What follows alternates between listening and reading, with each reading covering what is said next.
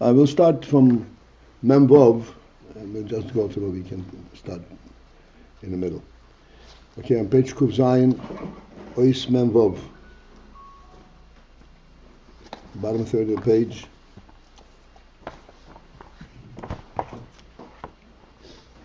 ve-hinay calls there all of the above, referring to the principle that there are different madrigas. There's meichin be'etzem, meichin eshvech al midas, meichin with action and so forth. And then ultimately it goes down to be mislavish in keilim. Mislavish in keilim is a very unique kind of islapshus.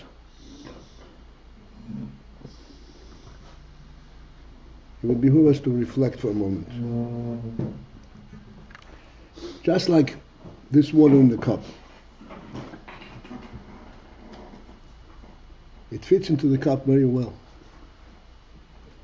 But the cup couldn't care less if the water is there or not.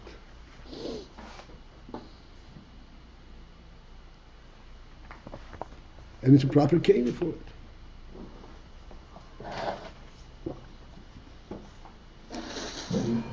In other words, the essential principle that there is oil in here, that there is something meaningful in there, completely eludes the keili.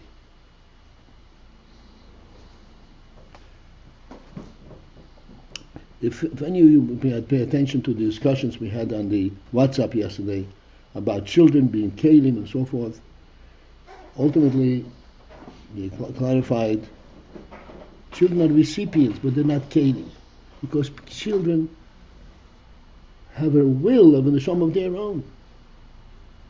They appreciate, not only appreciate, but they have value, purpose in what they learn. They're not merely recipients. They receive and they appreciate the significance of that which you receive and what to do with it. The oyer has been so designed ultimately, and this the Rebbe explains actually is in its inception. It's called oyer pnimi, as we're going to learn now.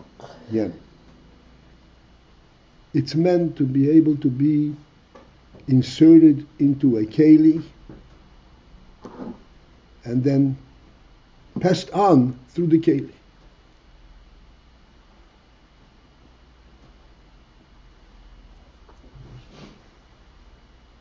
Like we are explaining a sichli. A sichli, as we already came in contact, can be exposed, a sichli is really a neshama oyer. And then you put it into words and you just pass on the words. It carries the seichel, but it does not carry the life force behind the seichel.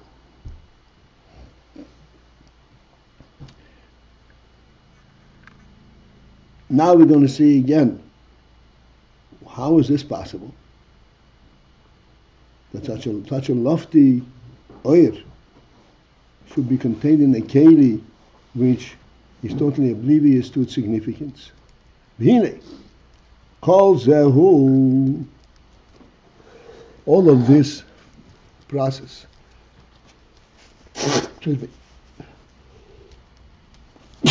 phenomenon, there could be such a transformation, hu b'vchinas pnimi, that takes place in that which is identified as pnimi.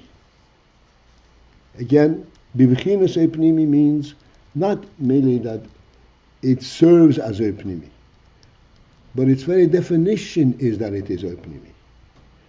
Its self-identity is pnimi.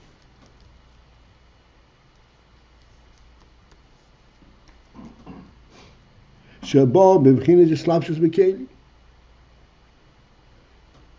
which ultimately comes, which means it ultimately reaches down to the ultimate goal, b'chinas hislapshus, in a hislapshus manner. Again, b'chinas hislapshus means it's not just the fact of hislapshus, but it actually relates to the scene of hislapshus. B'keili. Or pnimi relates to being hislabish in the keili. It is not forced into the keili inadvertently. It is so designed that it should be able to be mislavish in keili. An interesting thing. We have an seichel.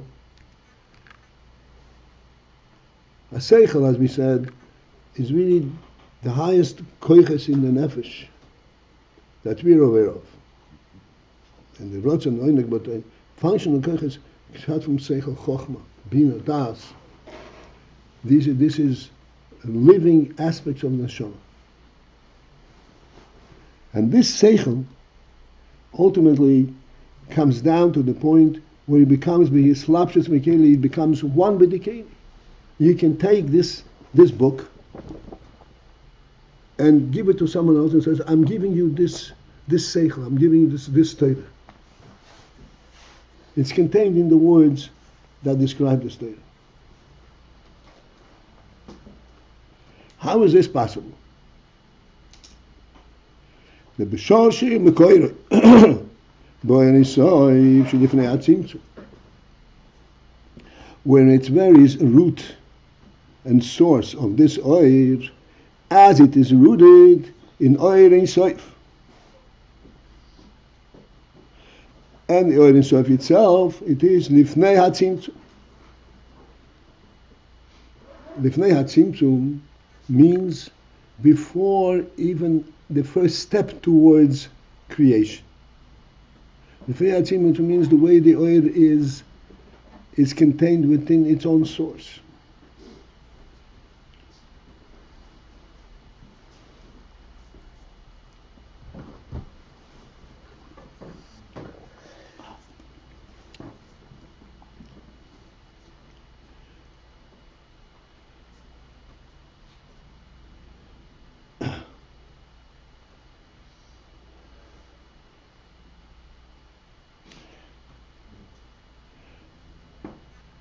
Let us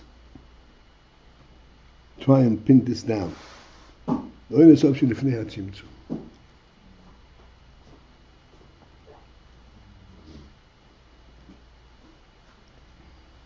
Let's say a human being is hosting guests.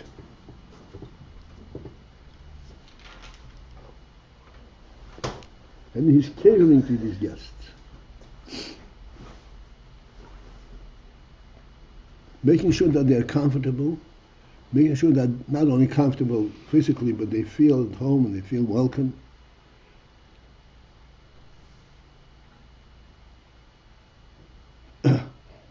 This human being who is... To remain on this call, press 1.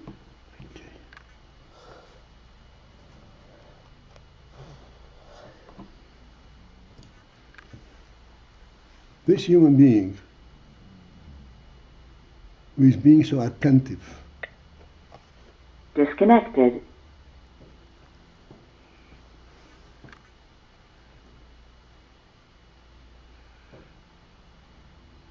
when he is not attending to guests, this human quality that he manifests. Shlomo, what do I do with this? Okay. This human quality that he manifests when he is attending to the guest. Does he have that quality prior to the guest arriving or not?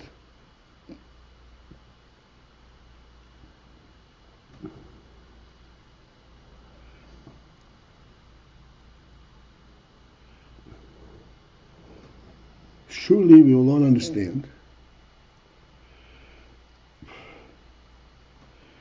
that in order to be able to appreciate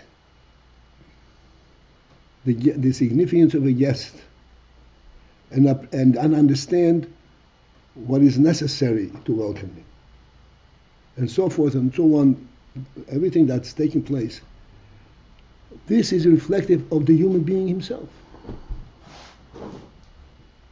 This is not something that he creates at the time when he needs to entertain guests.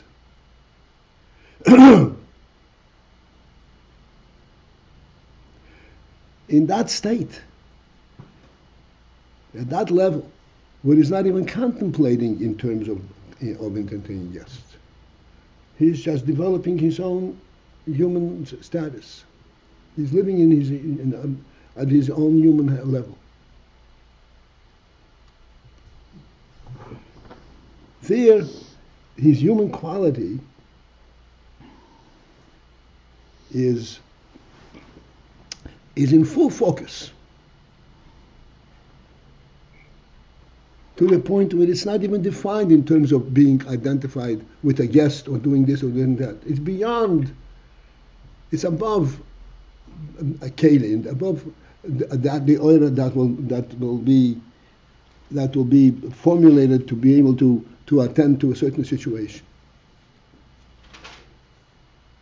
But clearly, he is a full-fledged human being at a higher level than at the time when he's actually serving the guest.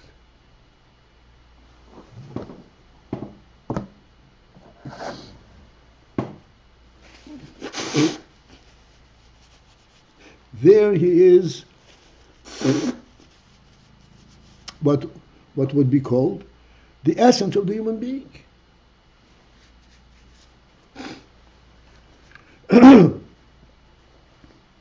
We mention all the time, we can only teach human qualities to a human being.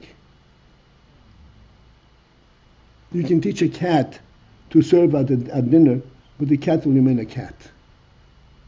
It will not be doing human qualities.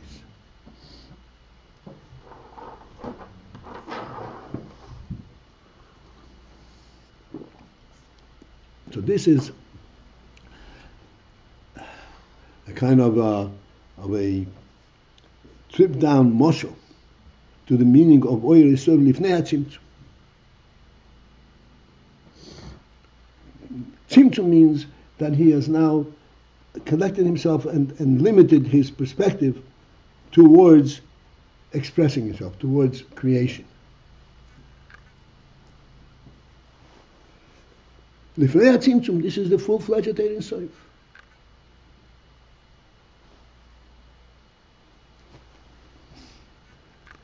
Now, and here's the key. It's a challenging thought. Again, at the end of the top line of the section that we'll start, b'shor shoyom b'koyrei, in its very source, b'oyer yisov shelifnei hatzimtzum, this oyer pnimi, in its very source, the way it is source in oyer yisov shelifnei hatzimtzum. Lifnei hatzimtzum means there is not even the presence of the guest, so to speak.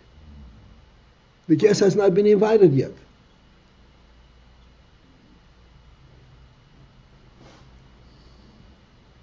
Yet, hu mashashir in a so boru. But in that state, in that level, Ein Sof Shir had projected already, and measured, and identified with Lahoyer bevchinas midogvul, to be made and to express his greatness in a midogvul manner.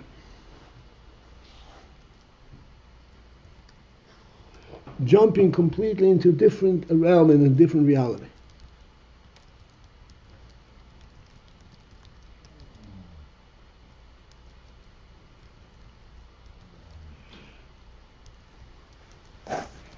This oyer,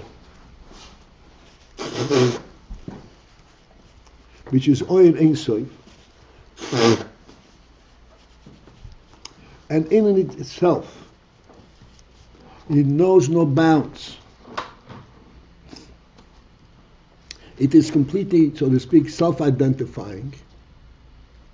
for internal use only.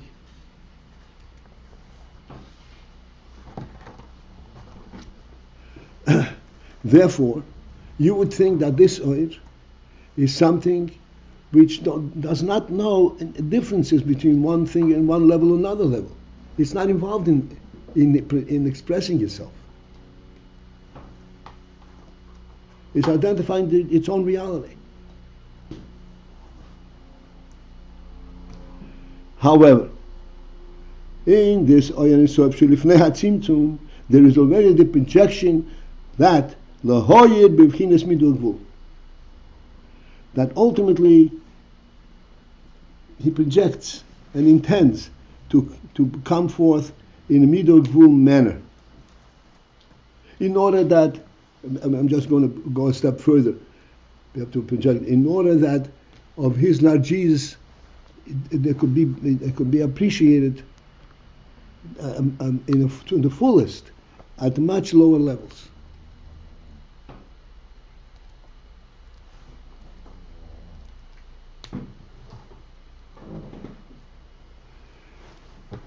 What is to the fullest mean in our module of this host and the guest?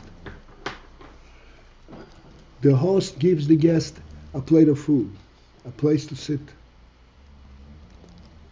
But he's also giving him some of his own greatness.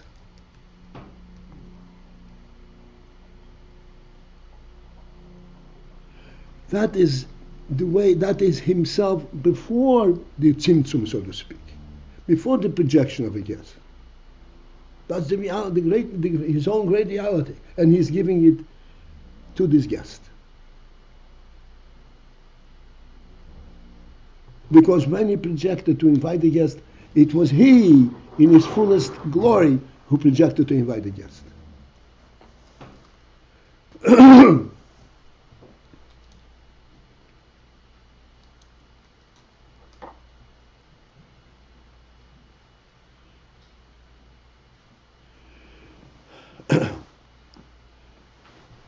This projection to invite, I'm coming back into the Maimon.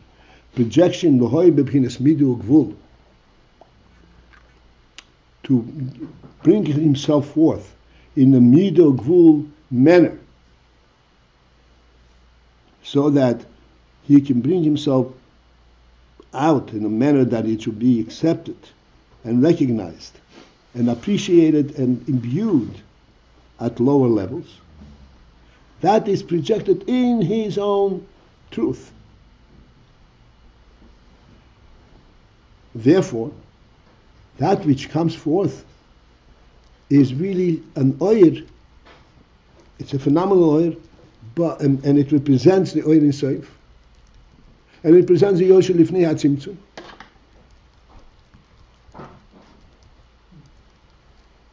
And yet, it is an oyer pnimi,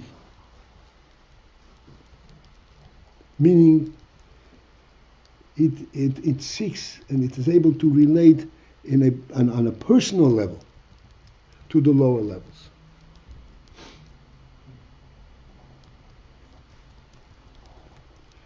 Third line, the alkein, where therefore ein ha'arosei b'shove b'choloi lomes asfiris. The ha'ara that comes forth, therefore, is not equal in all the Ilomot Spheres, in all the worlds and all the spheres. The reason it's not equal, from his own perspective, if he would to judge from his own capacity, so to speak, it would be completely encompassed. But we see that this is identified with the different levels. The reason it identifies with the different levels is because in its inception it was conceived as an oil that would relate to different levels.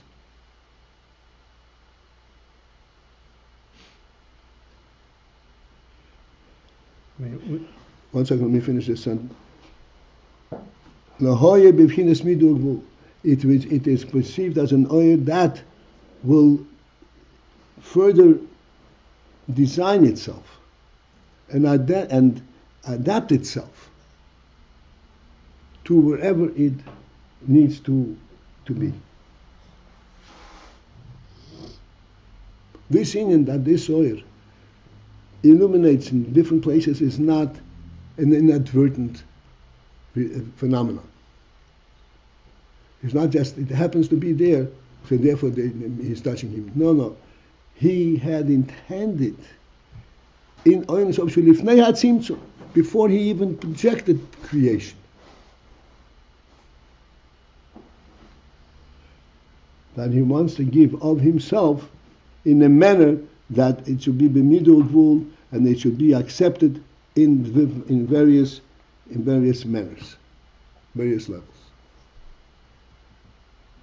Yes.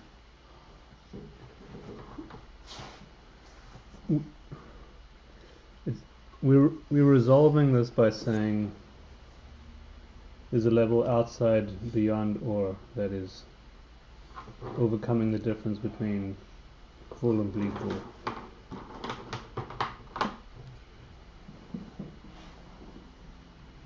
Or I'll put it differently. It does seem like we're having it both ways. That this Or Ein Sof, where we focus on the infinity element, it too is having in mind or is calibrated to Midah and Gvul, specific personal measurements and limitations. So let me ask you, let's take the illustration, the mashal of the host and the guest. It is very common for us to see a person who is hungry and say, come, I'll give you dinner. Or at a higher level, somebody who is a guest, who is a sojourner, a traveler, he comes to town, he doesn't have a place to eat on Sudas Shabbos. You invite him to your house and eat Sudas Shabbos. These two instances, and we can all project multiple instances like that, are not conceived in the host's mind originally. They don't originate in the host. They originate in the fact that he confronted, he's meeting a need, and he is responding to that need.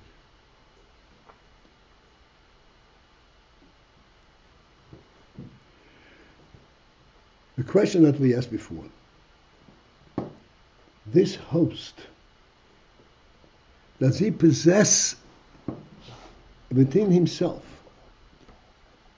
the principle of being a host even before he's exposed to its need?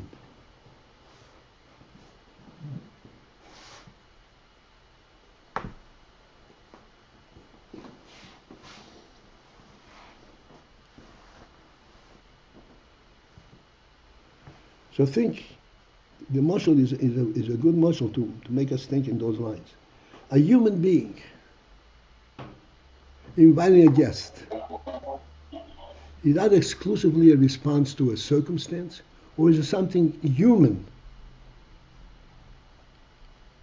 that makes him relate to a guest?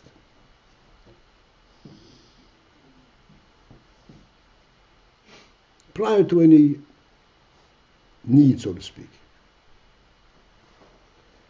Right. I don't know if the mashal is really carrying through, because by the mashal you have a nefesh and a guf already. I mean, here we're talking about sort of a level that's even more mufshat, or Ein Sof per se, having in mind, that it's going to do something on the level of Midah and Gvul and affect things on a personal level. One second. You're going much too far.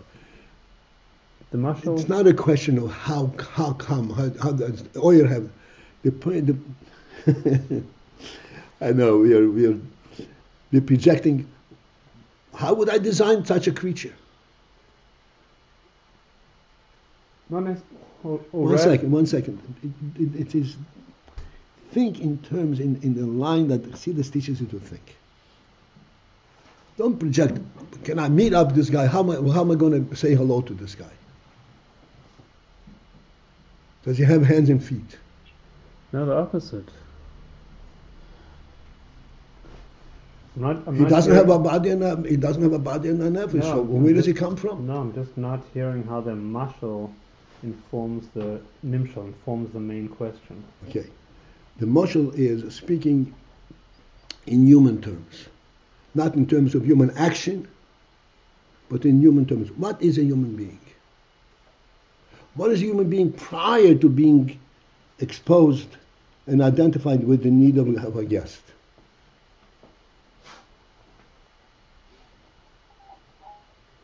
Is there this kind of this principle, this spirit in this human being prior to any of that experience?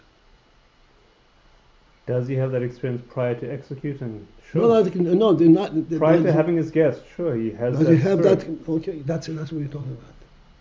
At that point, he is not focused on that experience. 100%. But again, fine. And yet you say, my only glitch, my only problem with this mashal is that we're dealing with something where the neshama is already in a. Okay, that's what you said. That's what I'm responding to. Fine, but I'm just not hearing how the mashal talks to our nimshal. Because, as I was saying, a human being, through it's a neshama in a goof. But as a human being thinks, when he thinks of a guest, he's concerned about his goof being hungry or tired. No. So what does that do with the goof? Much more mufshat. So what does that do with the goof? What does it have to do with the goof? The mere fact that there are others that I can be. What does it have to do with his being in a goof? Because if I was not, what does it have to do with being in a goof? Yeah, you're projecting because he has a goof, so he feels the hunger of the goof.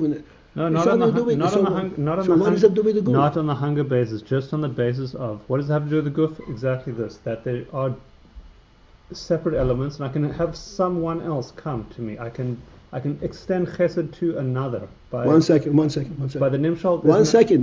You're going too far. This other is what, a neshama or a goof or both? It's a human being, neshama and a goof, right?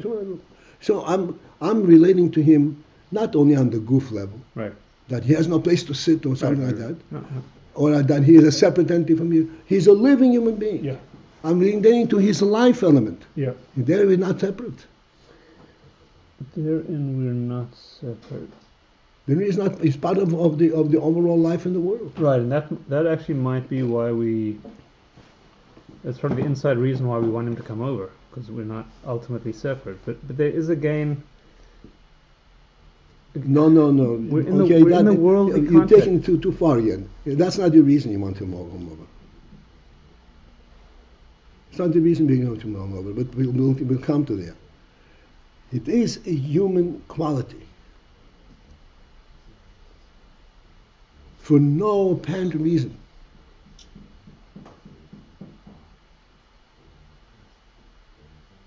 To invite guests.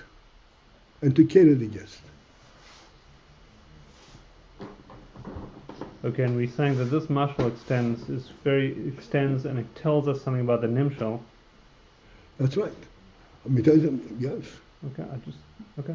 1 second. Again, because you're trying to structure it. Where does that come from? Because you're structuring it in a human being, and that's not correct. It's not a question of a structure over here. So we're basically saying it comes from the infinity per se. When the true human being who invites a guest does not recognize that this guest is a separate entity from him, and that he is stranded someplace.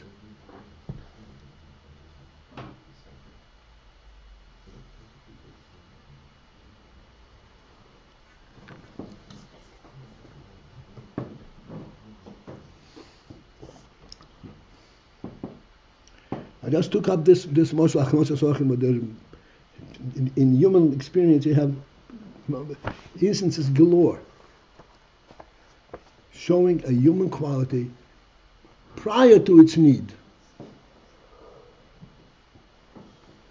Right, that's all fine, and there are many examples of this. But again, it just seems like the human being is sent on a shlichus into a context where he's going to go from a sort of level of being Ein Sof neshama level to a sort of level of his pashtus. I'll create a He home. actually takes it from a neshama level.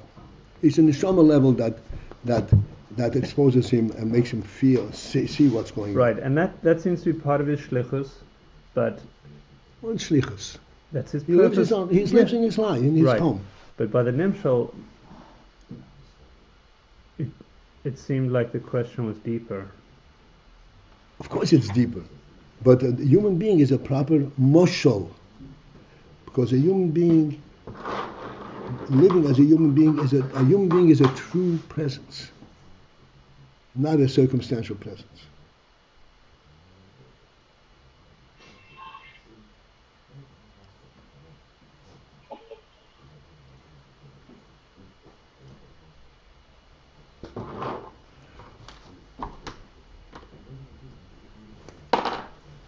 We all have to relearn who we are. When you stop at the red light and some poor guy or lady knocks at your window and asks you for a quarter, would you give him or not? Not only will you give him, but you start searching for the quarter. But then, if it were not a Jewish person, what you, it was just, they would ignore him.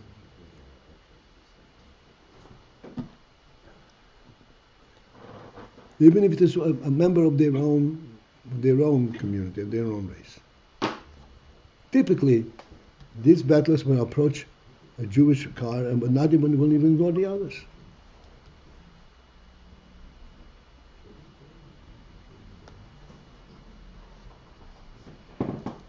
This is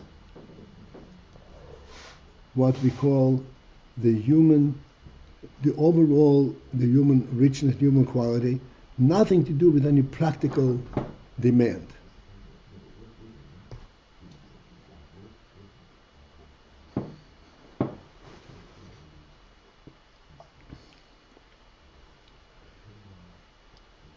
And yet, in that lofty, in that, so to speak, completely self-contained reality, there's cognizance of an act that is focused to do this and that, to give him a quarter.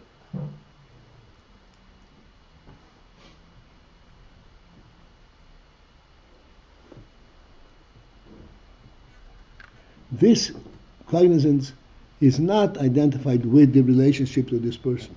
It is an internal human quality. It's part of the human all-encompassing truth.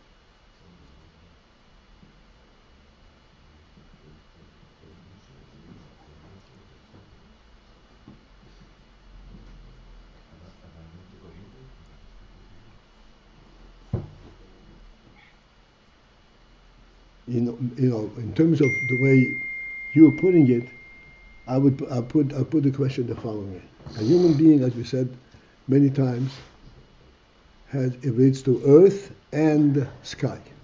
The people that he meets are all on earth.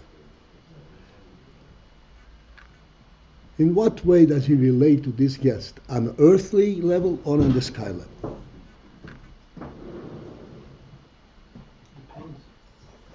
I'm not asking you. I'm afraid of you opening a mouth. On what level does he relate to this other person? In what way does he see him? Because he's a member on the earth, or because he's encompassed in the sky, under the same sky? I'll let you think about it. Okay. Okay, this is it for this morning.